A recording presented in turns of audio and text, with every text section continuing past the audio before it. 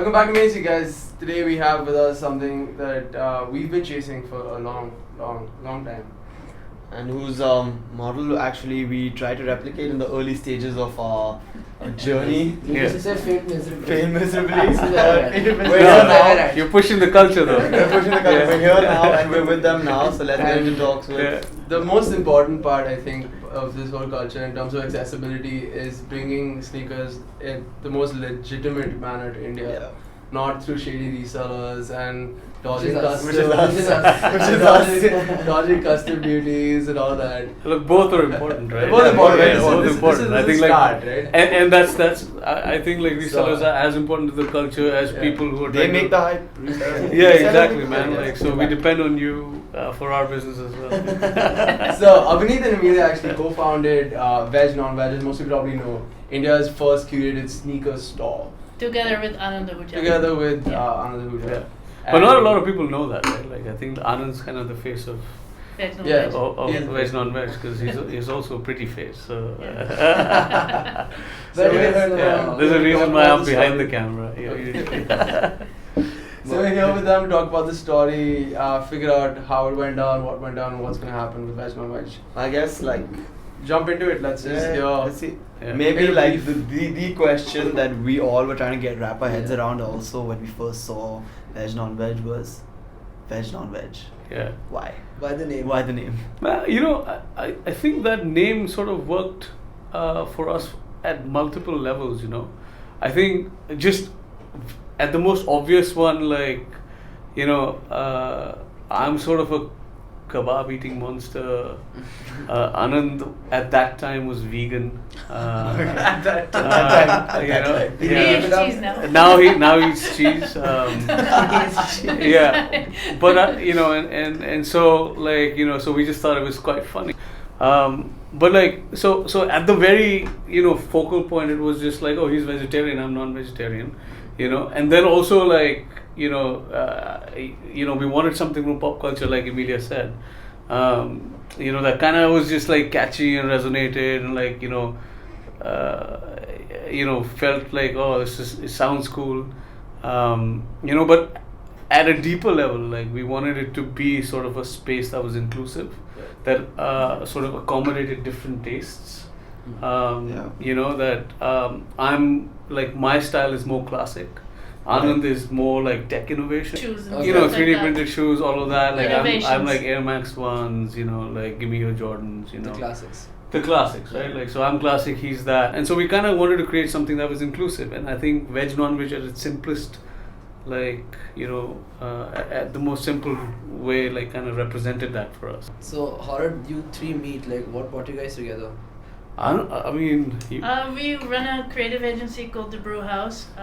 That's our like full-time job. Okay. And so we worked with Anand, who we started the brand Pani with. Alright. So we worked So you all also together did for Bani like together? 4 years. Yeah, We so- did branding for Bani from scratch, like So we did strategy, all- branding, So Bani photo was shoots, the his entire clothing range. brand, and you all Yeah. Yeah, that's his brand. So we worked together before. Both of them had love for sneakers. So Anand actually, you know, Anand, and still like to this day, like I mean, he was a big Nike fan, right? Like, and I think mostly because, you know, he loves basketball and like he's a big Kobe fan. So like he was, you know, he had this He whole. likes all brands. Now he likes all brands, Yeah. I think, like, you know, but like He has to. the way we Yeah. met was actually quite funny because he wanted to. He came, you know, he was in business school and he came to India. You know, with this idea that he wants to start a basics brand for India, right? And he reached out to somebody we knew who said like, oh, I want to work with Whiten & Kennedy. And now Whiten & Kennedy globally handles Nike. Right. And for him, like that was kind of the holy grail, right? I want to work with the same company that actually reps Nike. Yeah. And it just so happened that Emilia and I were at Whiten, and we just left Whiten. And my, you know, I had an intern. And somehow and she like, actually told him like, you Yeah. should talk to these guys first. yeah, so she just said, I can introduce you to someone at Whiten, Yeah. but you should really meet these guys. They've just left Whiten and started their own thing, and I think they might, you know, you might align, you know, with these guys. And that's like, so he came to us. He never went to Whiten, and he was really impressed that Emilia worked on Nike for like 3 years and did the whole like 2008 Olympics and stuff like that, right? And kind of that's how we met, and then we created this like amazing brand called Vane, which was based on this idea of culture, and again, like I think a lot of similarities. And community, yeah. Yeah, similarities that we're trying to bring with Veg NonVeg. We also, that thinking was put in place at Vane. So I think something that we've all always wanted to know is at the start, we know a lot of the roadblocks. Yeah. Because we had all of them. Yeah. But what was the biggest roadblock in your opinion, considering you all made it to actually getting this done? What was the biggest I think challenge you all faced? in 2010, when the two of us actually decided to go and speak to Adidas to see if we could do this. Yeah. And then realize like the size rules and the amount of shoes that you have to buy of like one style. We're like, okay. I mean, it's like, we're okay, like, we're not ready for this yet. like think about it like this, right? Like if you have 25 different styles of Times shoes, 25 pairs. that looks like that fits in this this square right here, like as wide as my hands are, right? Times 10, right? So 25 times 10, right? And then a store has probably 150, 200 styles times 10 minimum. The amount of investment that you need, upfront investment that you need is sort of immense, right? Yeah. And the returns, like it's are not as high, or they're slow, or there are other businesses where you can make money really fast. So I think like in this business you really had to be passionate. So when we first actually met Addy, like they broke it down for us. And we understood that. And we're like, business model, holy, and we're like, shit, man! Like yeah. that's a lot of. I tried starting Veg NonVeg back in 2010. Well, Yeah, it we was met called them Veg first. We NonVeg wanted to study start. to Yeah. understand And the then finally market. it happened in 2017? 2016. 16. Yeah, But then also like we had to order our shoes a year or half a year before we could actually open our Yeah. doors. So we So actually that's the order. lead time. Yeah, we order a year in advance. Yeah. Wow. So we're we don't know what's going to be hype, so we kind of say like, okay, Oh god. like It's kind of scary. it's really scary, right? That's- So imagine, Just go a bit with your gut, and I think now That's also the we know curation. what does better, and sometimes You we know rather the buy advanced less, smaller Yeah. amounts, and the brands now let us buy smaller amounts as well. yeah.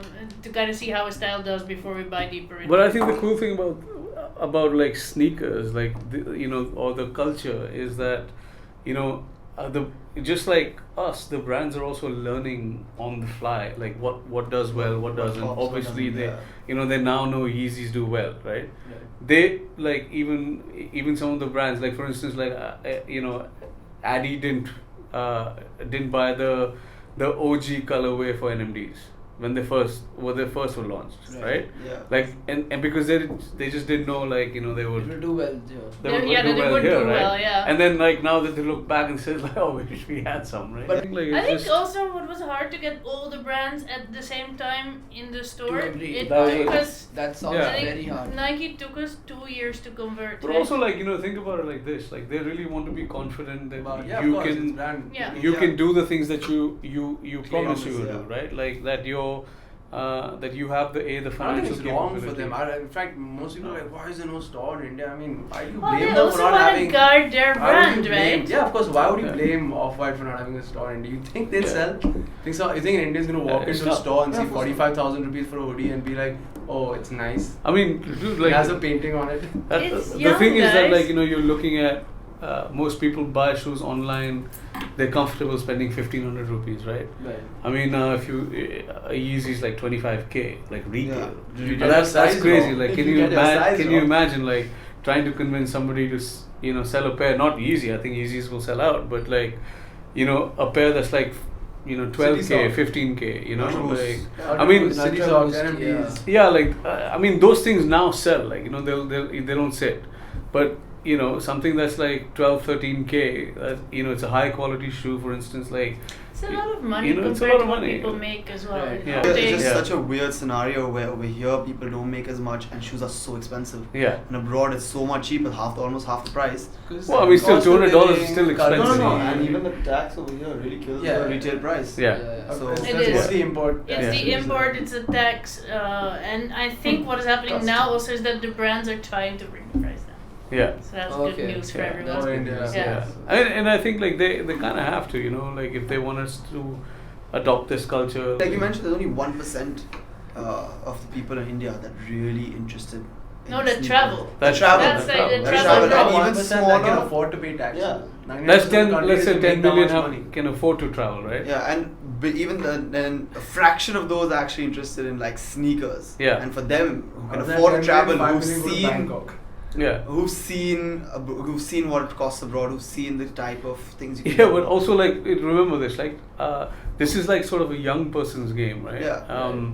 I mean, you guys are young. I mean, You used We're- to get them from we're- your aunt in America, no? I mean, like Emilia and I and Anand even, like, you know, we're OGs now, man. Like, you know, like it's just like it's you guys, right? Like that are building the hype and all of that. And I think what's important is like think about the 10 million people, like, you know, how many people your age can actually really afford to get those things, right? Like it's kind Well, of you like find that, right? ways, right? Even That's Megan. cool, So- I think. So the Yeah. reason, I mean, we're not here to sell our shoes now, like, and that's why we talk about culture. Is like, you know, for us, like, if we survive the next 5 years, then I think the market would be ready for you know, I think then it would make sense to be in this business. Now, from 2016 to now, what kind of change have you seen? The cultural change. You see more people interested now. More from back 2010. then. I mean, Well, like, What is the change you've seen in Like 2010? 20. But I think it's good we started in 2016. Yeah, if we started in 2010, like, we it was wouldn't be game around over, man. anymore, I Like, think. yeah, for sure.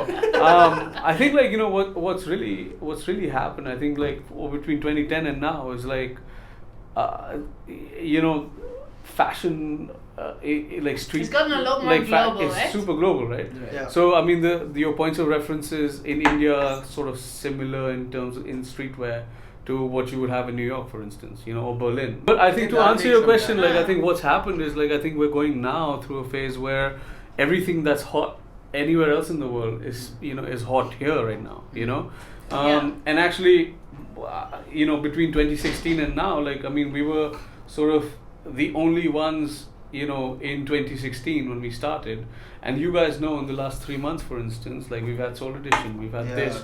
I know there's a new Homegrown sneaker store, street, yeah. you know, a In homegrown Bombay. street has Sneaker happened. I pimps. know there's a sneaker pimps happening. Super There's Kicks. a Super Kicks opening yeah, up in in Bombay, you know, like so I think. Streetwear brands have come up. Yeah, look at the amount. You know, Hall is here. Like, I guess Stray. They're Stray, called. yeah. You know, those guys are here. I know, like, you know, so all of these guys are suddenly like, Come you on. know, It's are pretty here. amazing, You yeah. know, and that's really interesting and exciting. You know, People get so between aware and- 2010 and 2016, I think like you know we globalized in terms of our aesthetic. You know that we started liking the same things as the rest of the Yes. world, right? Yeah, of course. You know, and our points of references became the same. I think 2016 to 2017, like, you know, we started to get some drops in India. You know, the A little Yeezys bit more launched and access, stuff yeah. like that, right? Like, we personally had breads dropping, you know, and then like we had some heat coming through. You know, and then now, like, just with Soul Edition, with Sneaker Pimps, with Homegrown Street, with just those three in the last 3 months, like you can kind of see where the potential is. Yeah. Like, So is Veg NonVeg also going to dwell into streetwear now? Apart from Yes. sneakers? yeah, Yeah. I think that's a next step, and I think like it's you know, for us, you know, being relevant is really important, and also like you know we don't want to. Well, I think also there's a need for education in a way, not like for the Yeah. guys that are already aware, but there's people Yeah. also that like the sneakers but not sure how to wear it exactly and how to Yeah. put it together. Also, So- streetwear is easier to get into. Yeah. So people yeah, I think experiment so. more But with then clothes. like Yeah, but you know the thing is that like the question that we grapple with is that what is it like an Indian sneaker store or an Indian streetwear brand? Yeah. What does it mean to be an Indian streetwear brand? You know, Yeah. I mean That's we also can what make we're the trying to do. hoodies and we can make the That's part of what we t-shirts and the caps. you know, and I mean, we stuff. can do the caps and the t-shirts and the hoodies and the you know Yeah. the bombers and the joggers. Like I think like you know we can do that stuff, right? But for us, it's important that like as an Indian streetwear brand, what is that the story we're trying to tell? You know? I And so what the conversation we're having now with our streetwear, and the reason why we've held back so much is because we want to have a point of view on Yeah. on what Indian streetwear can look like. Like It's think not about gonna think happen. about like what's happening now, right? Like I mean, like think about what's happening in the West, right? I think you're starting to see people revert back to like what you know their core, Retro. right? I mean, Less but you're always fast. inspired by that, you know. Mm. Like you're always inspired by what the past was, like you know, like sneakers and you know, you came from someplace, right? Why is rap music so relevant with sneaker culture? You know, because those were the stories that needed to be told, you know, because people were shot for their shoes, or like, you know, the way you rocked your shoes, like told people like you were from Brooklyn, or you were, you know, or you were from the Bronx, right? Like, I mean, it became part of your identity. And I think like for us, you know, streetwear will make sense only when we can tell an Indian story. I never say never, but I don't think we will carry like an Off-White or like, you know, a Carhartt, or, I mean, I think it's just, you know, we have a brand now, you know, and that's what we got to project. The thing is well, the thing is like, if Kanye wears a Veg NonVeg shirt, right, like then we blow up, right? Like that's how. I mean, that's what I'm saying. Like that, you know, that's what the potential is. Like if you can tell the right story that resonates with somebody, and somebody who really, you know, likes what you're trying to say, that happens, right? Look at like Pharrell Holy Shoes, for instance. I mean, we don't need more validation that, you know, we're ready to be here. Like, you know, the streetwear is happening in India. Like we finally have a legit. It's like the real India story in a shoe. Yeah. Exactly. So everybody who's got one of those pairs, man, like they should just cherish that, you know, because it's a big, like it's part of our history now, you know, like this happened, and India was in the center of that, you know, and it sold out in the same day. You know, that makes me so happy. And it was launched in India first. Yeah. That's really it wasn't it wasn't just Indian culture for the sake of it, right? They was so beautifully how they did. I mean, there's the blank canvas discussions. and the black. Yeah. You I start love with that this, concept. you play Holi with the multicolor, and then they end up black and purple. Like that. Those are the what an colours amazing story, right? And those are colors that's not the story that Holi tells, where black and purple. But only Indians who play like Holi, you know, everything ends up black and purple at the end of Holi. At the end of Those it, are two colors that stick from the factory. Yeah.